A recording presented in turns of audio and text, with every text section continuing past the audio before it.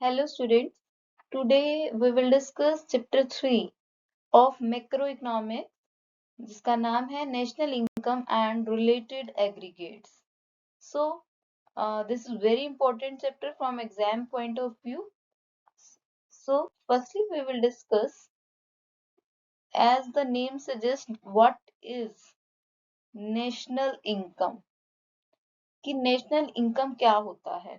National income is the sum total of factor income की जो हम फैक्टर इनकम होती है उसको नॉर्मल रेजिडेंट ने कमाया है। सभी फैक्टर इनकम को जो नॉर्मल रेजिडेंट द्वारा कमाई गई हैं, अगर हम उसका टोटल कर दें तो वो क्या कहलाएगी? National income. तो सबसे पहले हम एक बात पढ़ते हैं कि फैक्टर इनकम क्या होता है। तो फैक्टर इनकम होता है जो भी देखिए, दो बिजनेस में हम ये मानकर चलते हैं कि दो सेक्टर्स हैं। वैसे तो चार सेक्टर होते हैं, पर हम अभी देखकर चलते हैं कि दो सेक्टर है इकोनॉमी में, हाउस होल्ड सेक्टर और प्रोड्यूसर सेक्टर। प्रोड्यूसर सेक्टर मतलब फर्म।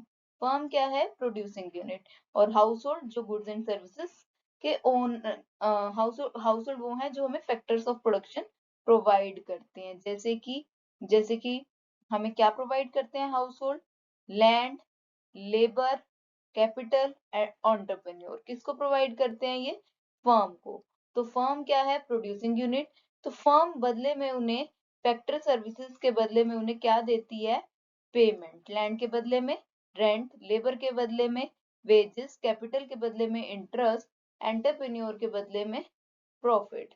तो ये सब जो फैक्टर पेमेंट दी जाती हैं owner of factor of production को। तो क्या होता है, जो फैक्टर इनकम और फैक्टर पेमेंट क्या होती है? जो हाउस होल्ड रिसीव करते हैं, क्योंकि वो जो हाउस होल्ड है वो जो फर्म है उसको अपनी फैक्टर सर्विसेज प्रोवाइड करते हैं, और बदले में फर्म क्या करती है? उन्हें अपनी बदले में उन्हें क्या देती है? Factor payment. फर्म क्या करती है? उन्हें बदले में फैक्टर पेमेंट देती है। तो अभी हमने पहली लाइन में यही पढ़ा है कि नेशनल इनकम क्या होता है? नेशनल इनकम सम टोटल है। किसका? फैक्टर इनकम का। फैक्टर इनकम कौन सी हो गई?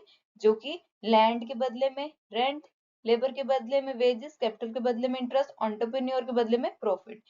पर ये इनकम दो लोगों द्वारा कमाई गई होती है, नॉर्मल रेजिडेंट द्वारा भी और नॉन रेजिडेंट द्वारा भी। तो हमने नेशनल इनकम में कौन सी इनकम लेनी है? सिर्फ जो नॉर्मल रेजिडेंट द्वारा कमाई गई हो। ठीक है, कौन से रेजिडेंट द्वारा? नॉर्मल रेजिडेंट द्वारा कमाई गई हो।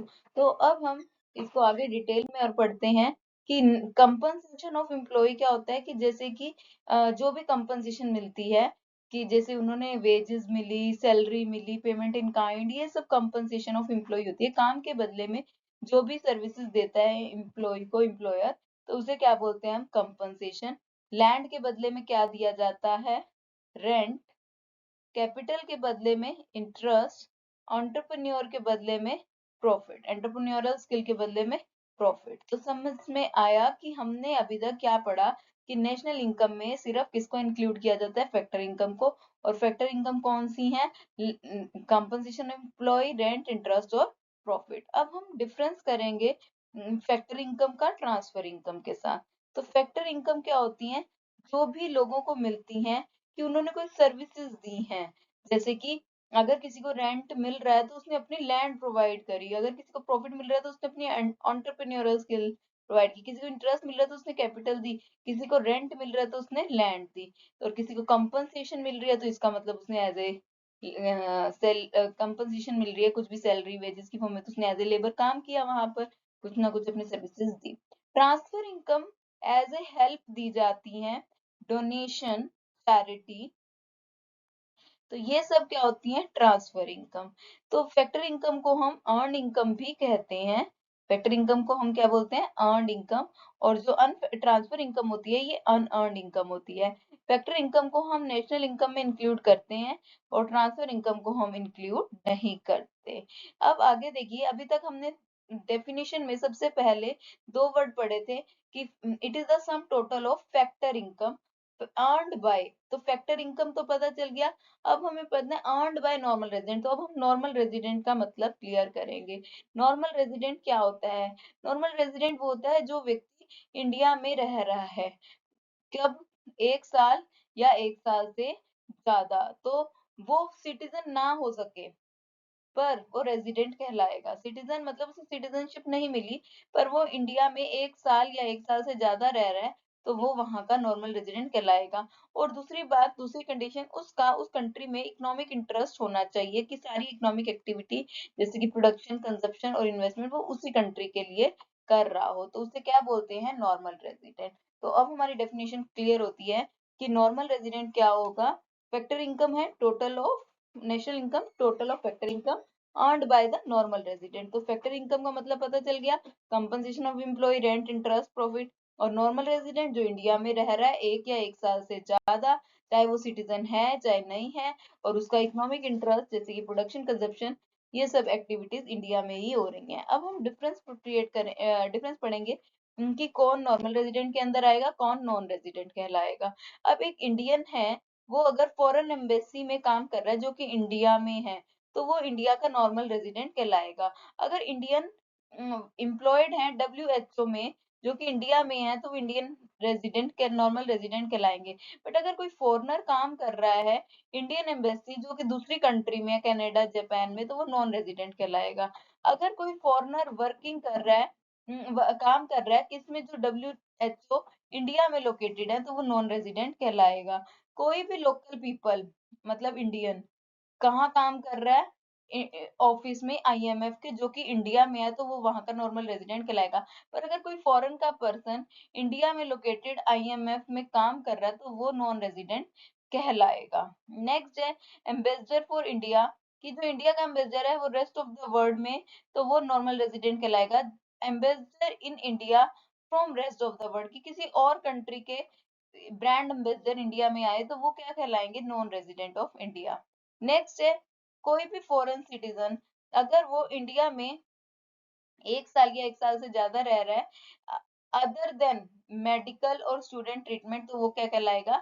Normal resident. कोई भी फॉरेनर अगर इंडिया में 1 साल या 1 साल से ज्यादा रह रहा है अदर देन स्टडी और मेडिकल ट्रीटमेंट, तो वो क्या कहलाएगा? Normal resident. Foreigner technical expert working in India less than 1 year, तो अब लेस देन 1 ईयर है तो ऑब्वियस है कि क्या कहलाएंगे? नॉन रेजिडेंट कहलाएंगे। नेक्स्ट, अब हमने फैक्टर इनकम के बारे में पढ़ा था कि फैक्टर इनकम क्या होती है? Compensation of employ, rent, interest और प्रॉफिट। तो अब हम डिफरेंस पढ़ते हैं, बट डिफरेंस किस किस के बीच में? डोमेस्टिक इनकम और नेशनल इनकम। देखिए डोमेस्टिक इनकम क्या होती है, दोनों में डिफरेंस देखिए, दोनों में ये चीज सेम है कि sum total of factor income, sum total of factor income. Domestic income वो होती है कि हमने ये देखना है कि हमारी कंट्री के अंदर domestic with earn with in the domestic country. पर नेशनल इनकम कहती है कि कहीं भी हो, चाहे हमारी कंट्री में अर्न की हो चाहे नहीं की हो, वो कहती है कि ये डोमेस्टिक इनकम कहती है डजेंट मैटर कि किसने कमाई है, नॉर्मल रेजिडेंट ने, नॉन रेजिडेंट, बस इंडिया में कमाई होनी चाहिए। पर ये कहते हैं कि ये मैटर नहीं करता कि कहाँ कमाई है, पर कमाई किसने होनी चाहिए? नॉर्मल रेजिडेंट ने। तो देखिए इसमें क्या है, जो फालतू क्या है, ये सिर्फ क्या कहते हैं? विद इन डोमेस्टिक टेरिटरी, और ये क्या कहलाएगा? Outside the domestic territory. तो इसमें एक चीज इंक्लूड और एक्स्ट्रा है कि जो आउटसाइड है वो वाली भी इंक्लूड है इसमें। और इसमें क्या इंक्लूड है एक्स्ट्रा? नॉन रेजिडेंट द्वारा कमाई हुई, जबकि ये क्या कहता है? सिर्फ रेजिडेंट। तो डिफरेंस क्या हुआ डोमेस्टिक और नेशनल इनकम में? डोमेस्टिक इनकम ये कहती है कि सिर्फ इंडिया में कमाई जानी चाहिए, चाहे कहीं कोई मर्जी कमाए, इंडियन नॉर्मल रेजिडेंट कमाए चाहे नॉन रेजिडेंट। जबकि नेशनल इनकम क्या कहलाती है कि कमाई कहीं गई हो, चाहे इंडिया में चाहे इंडिया के बाहर, पर कमाई किसके द्वारा जानी चाहिए?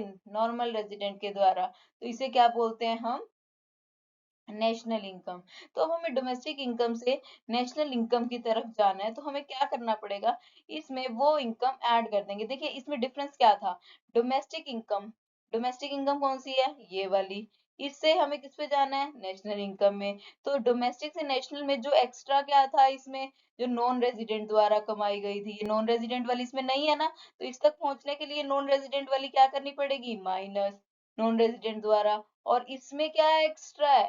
जो कंट्री की डोमेस्टिक टेरिटरी में नहीं है, ठीक है, जो डोमेस्टिक टेरिटरी में से नहीं कमाई हुई बल्कि आउटसाइड कमाई गई है वो वाली भी इंक्लूड है, तो वो इसमें प्लस कर देंगे। तो इसका मतलब हमें क्या करना है, फैक्टर इनकम जो हमारे रेजिडेंट ने बाहर से कमाई है वो इसमें क्या कर देंगे प्लस, और जो इंडिया में फॉरेनर ने कमाई है तो वो तो इंक्लूड नहीं करनी ना, क्योंकि वो नॉन रेजिडेंट वाली है, सबसे ऊपर लिखा हुआ है factor income earned bye non resident. Non resident वाली इसमें डोमेस्टिक में इंक्लूड होती है, नेशनल में नहीं होती, तो वो वाली क्या कर दो माइनस, इसमें से क्या कर दी माइनस। ठीक है, factor income earned bye non resident in are domestic territory. तो नेशनल इनकम से डोमेस्टिक इनकम पर जाने के लिए हमें क्या करना पड़ता है, net factor income from abroad minus करना पड़ेगा। मतलब अगर डोमेस्टिक से नेशनल पे जाने तो प्लस हो रहा है, उल्टा जाएंगे नेशनल से डोमेस्टिक पे जाने के लिए माइनस हो जाएगा। पर net factor income from abroad का फॉर्मूला क्या होता है, factor income earned by our resident from abroad minus factor income earned by our resident in the in our domestic economy, कि नॉन रेजिडेंट ने डोमेस्टिक टेरिटरी में कमाई है। तो इससे नेक्स्ट है डोमेस्टिक टेरिटरी क्या होती है, इकोनॉमिक टेरिटरी। जो डोमेस्टिक टेरिटरी होती है उसे हम इकोनॉमिक टेरिटरी भी कह सकते हैं, पर वो कहीं ज्यादा बड़ी होती है किससे, पॉलिटिकल टेरिटरी से। तो डोमेस्टिक टेरिटरी क्या होती है, बड़ी होती है किससे, पॉलिटिकल टेरिटरी से। मतलब पॉलिटिकल टेरिटरी का मतलब कि जो हमारी पॉलिटिकल बाउंड्रीज हैं, पर इकोनॉमिक टेरिटरीज बाउंड्रीज से रिलेटेड नहीं है। वो क्या फोकस करती है कि जहां पर पर्सन, गुड्स और कैपिटल एक जगह से दूसरी जगह फ्रीडम से सर्कुलेट हो सके, और इसका फोकस नहीं होता कि पॉलिटिकल बाउंड्रीज से। तो जैसे कि फॉरेन एम्बेसी कहाँ पर है, इंडिया में है, पर वहां हम फ्रीली एक्सचेंज नहीं कर सकते अपने पर्सन, गुड्स और कैपिटल, तो इसीलिए वो क्या है, not a part of domestic economic territory. पर जो इंडियन एम्बेसी इंडिया में ना होकर फॉरेन में होगी, इंडियन एम्बेसी तो फॉरेन में होगी, पर वहां पर हम गुड्स पर्सन फ्रीली सर्कुलेट कर सकते हैं कैपिटल, तो वो क्या कहलाएगा, पार्ट ऑफ डोमेस्टिक टेरिटरी। तो इसका मतलब डोमेस्टिक टेरिटरी किसी पॉलिटिकल बाउंड्री से नहीं होता कि इंडिया की मैप वाली बाउंड्री के अंदर अंदर आ रहा है तो हम उसे डोमेस्टिक टेरिटरी में कहेंगे। डोमेस्टिक टेरिटरी और इकोनॉमिक टेरिटरी वो होती है, ये पॉलिटिकल बाउंड्री से कहीं वाइडर होती है, वो ये देखती है कि कहाँ पर गुड्स, पर्सन और कैपिटल फ्रीली ट्रांसफर हो सकते हैं।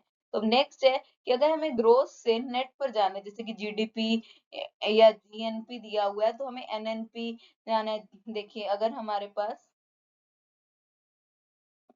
जीडीपी है तो हमें जीडीपी से किस पे जाना है, जीडीपी एमपी है, और हमें एनडीपी एमपी जाना है।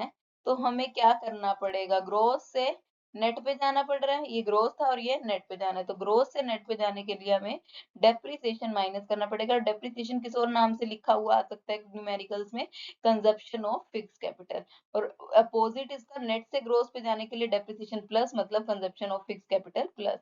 तो अब जरूरी नहीं है जीडीपी एमपी से एनडीपी एमपी पे जाना है, जीएनपी एमपी से भी एनडीपी एनएनपी एमपी पे जा सकते हैं, या फिर जीडीपी एफसी से एनडीपी एफसी से जाना है, कुछ भी, बस तुमने क्या देखना है कि जहां जी से एन पे जाने की बात हो वहां पर डेप्रिसिएशन माइनस, और जहां एन से जी पर जाने की बात हो तो डेप्रिसिएशन प्लस। तो जो अभी हम चीजें सीख रहे हैं, सबसे पहले हमने क्या सीखा है कि डोमेस्टिक से मतलब डी से एन पे जाने के लिए, डोमेस्टिक से नेशनल पे जाने के लिए net factor income from abroad plus, और नेशनल से डोमेस्टिक पे जाने के लिए net factor income from abroad minus.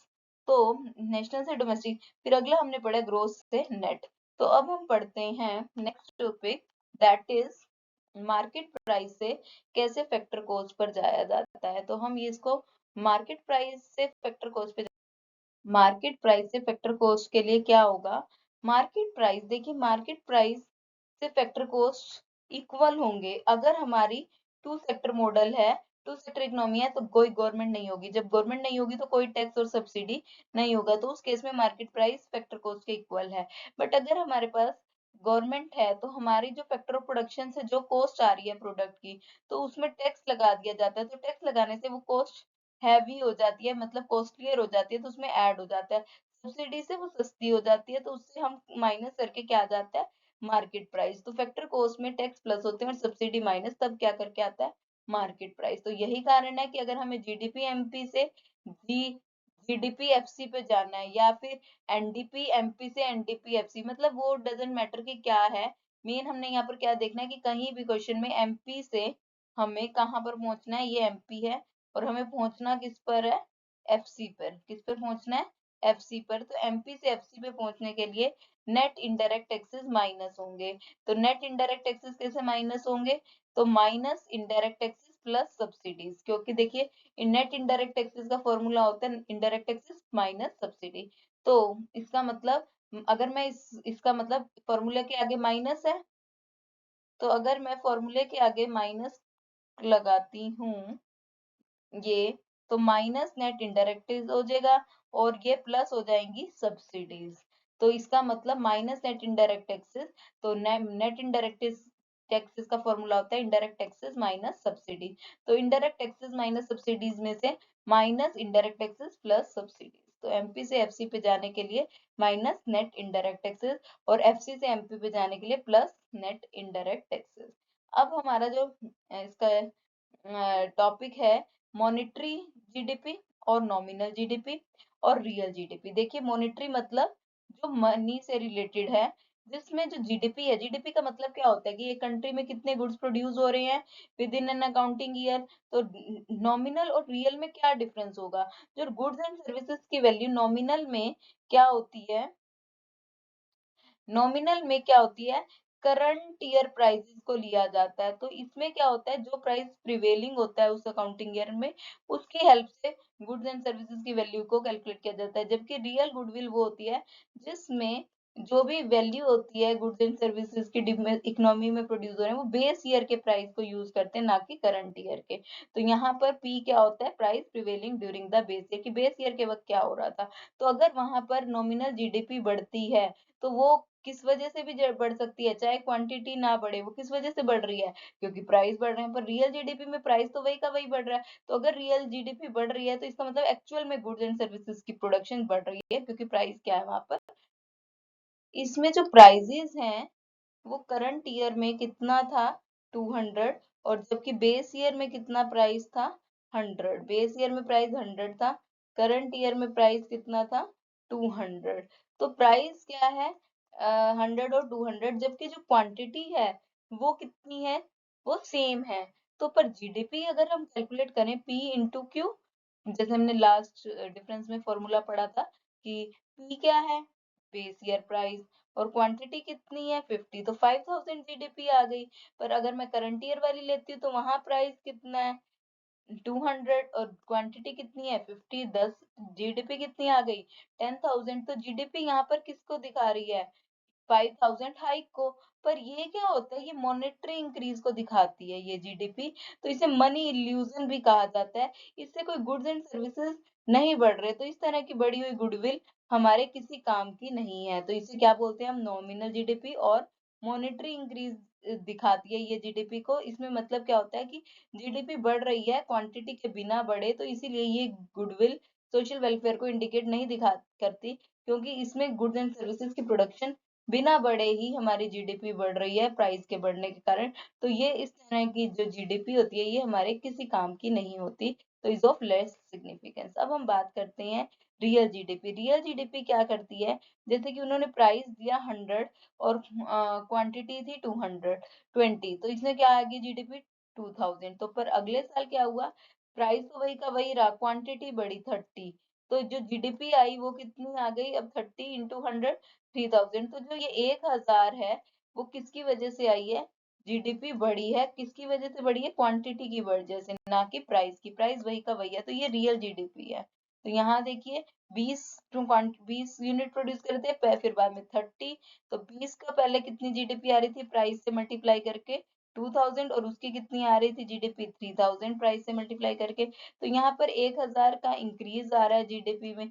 जो 1000 का जीडीपी में इंक्रीज आ रहा है वो किसको बताता है कि हमारे यहाँ पर गुड्स एंड सर्विसेज की प्रोडक्शन बढ़ी है। तो अगर गुड्स एंड सर्विसेज की प्रोडक्शन बढ़ी है तो लोगों को ज्यादा गुड्स एंड सर्विस अवेलेबल हुए, तो उनका रहना सहना इम्प्रूव हुआ है, जबकि प्राइस क्या है, कांस्टेंट। तो गुड्स एंड सर्विसेज का फ्लो बढ़ा है और प्राइस क्या है, कांस्टेंट। तो अब हम नेक्स्ट पढ़ते हैं, नॉमिनल जीडीपी क्या करती है, करंट ईयर के प्राइसेस को लेती है, जबकि real GDP goods and services की जो भी एक साल के अंदर प्रोड्यूस हो रहे हैं किसको लेती है, बेस ईयर के प्राइस पर लेती है।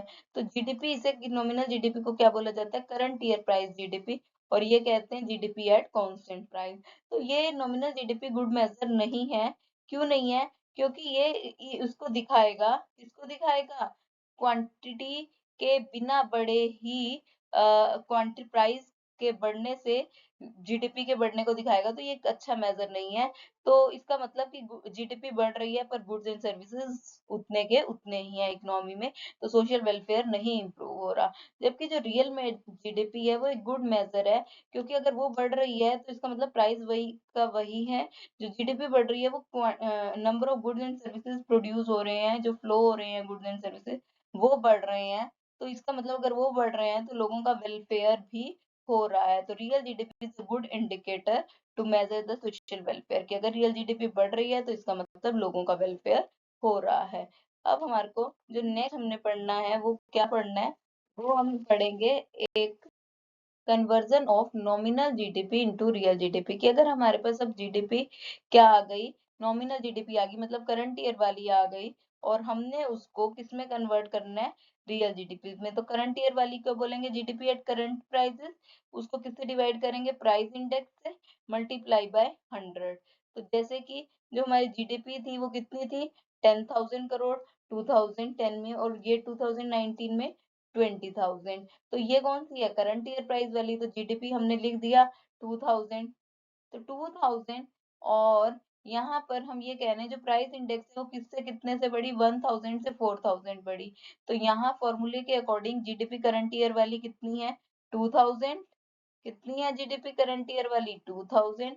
और प्राइस इंडेक्स कौन सी लेंगे करंट ईयर की? 400। तो उससे पता चलता है कि जो प्राइस इंडेक्स है वो कितनी है? 50। तो हमने यहाँ पर नॉमिनल जीडीपी से क्या निकाली? Real GDP. अब हम क्या करेंगे? रियल जीडीपी से नॉमिनल जीडीपी निकालेंगे, तो उसका फॉर्मूला क्या होएगा? Real GDP into price index bye 100। वो तो आप एक फॉर्मूला याद कर लीजिए। तो जो मिसिंग होगा, जैसे कि real GDP is equal to GDP at nominal GDP divide by price index multiply by 100। तो अब हमारे को क्या चाहिए? रियल की जगह नॉमिनल चाहिए। तो रियल, तो ये रियल थी, ठीक है। रियल से प्राइस इंडेक्स ऊपर चला गया, ठीक है, प्राइस इंडेक्स चला गया, और जो 100 मल्टीप्लाई में था वो अब 100 डिवाइड में आ गया।